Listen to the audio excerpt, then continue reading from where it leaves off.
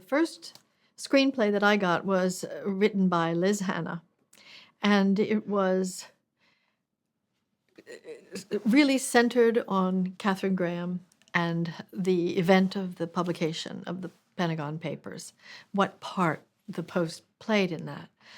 Um, and it was unusual because it was focused on her. I was familiar with the stories about the Washington Post from Alan Pakula's All the President's Men, where she made a brief but fleeting appearance. And I really didn't know very much about her. Nora Ephron had told me that her autobiography was one of the great books of that part of the century, and that I should read it.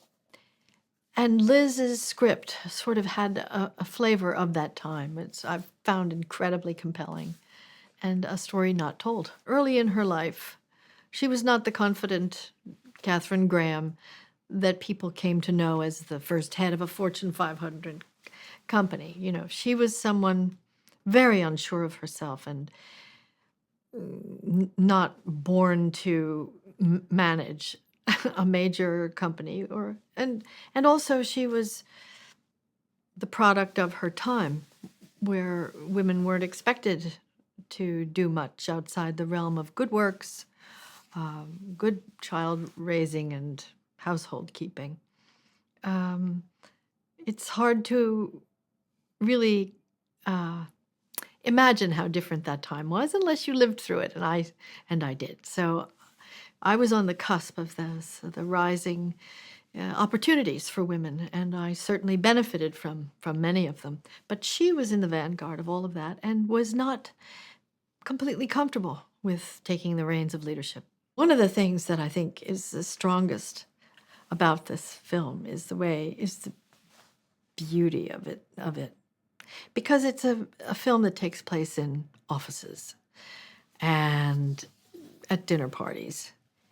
And how to make that interesting is what Janusz has brought. How to make that compelling and, in a way, propulsive, to make the story so you can't wait to see what happens next. I think that just how he's arranged where to be, I think that's Stephen, obviously. But together they work seamlessly, those two. They see with the same pair of eyes. And he's quite a character, Janusz. I've never worked with him. I knew him just from having dinner, I think, a couple of times. And he was a wild man, but he's so focused and inventive. I think he's done us a great favor, all of us actors. At that moment, they could have lost everything. And the owner of the paper, the publisher of the paper, Katharine Graham, had to decide if she was willing to jeopardize her family's legacy, the paper, thousands of jobs, if they were shut down. Our movie takes place over the course of 2 or 3 weeks only, but it's enough time to get a snapshot of where this woman and all women fell in the line of decision makers, and how there just weren't very many women at all in any positions of power anywhere. And I shouldn't even use that word, power. It's a matter of moving history, changing history. There were very few women in business, very few women in law. There was no one on the Supreme Court. There was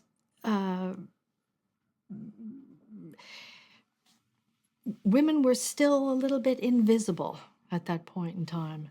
And the focus of history came to rest on this particular woman's shoulders. It's kind of subversive how multiple stories are told at the same time through the narrative of this historic moment and the march to justice, and really her taking a stance at a time when it was very difficult for her to do that, because she was not only doubted by her adversaries, but also by her friends.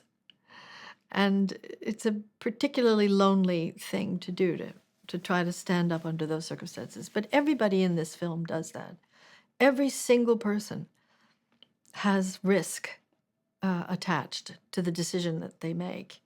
Um, and that more than anything is what I think people will feel, how just ordinary people can really move the needle in history and change the course of history. Tom is he's everyone knows, he's got the reputation for being the nicest guy in Hollywood. And he's very nice, but he's also really smart. He's crackerjack smart.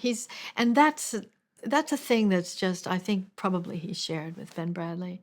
It's such an attractive quality how just a few steps ahead of everybody he is in the room. He really drives the scenes that he's in. And he also, that sort of crackling wit and the demanding part of that personality that wants more from everybody. It's very sexy. And Tom, I think it's people will be surprised that he's that. Always admired his films, but I was never asked to dance before, and so I was just thrilled that he was gonna direct this, and I was completely unprepared for how free he is as a filmmaker. He's so in command of his art that it's just, I won't say it's effortless, because he works very hard and thinks very hard, but it's like play. It's like the absorption of a kid. He is completely free. It's improvisatory, his filmmaking, which shocked me. I don't know what I was expecting. I guess I thought he would, have his sort of way that he liked to do things. But, I mean, we came in there, no rehearsal. That really shocked me. You just go in and start shooting. And then he'll just mix everything up. He says, no, this is, I'm going to do something different here. We're just going to toss this up and start in a different place. And it was just so spontaneous, really thrilling. Part of it was our excitement, just as a gang, to be working on this material. Terrific script.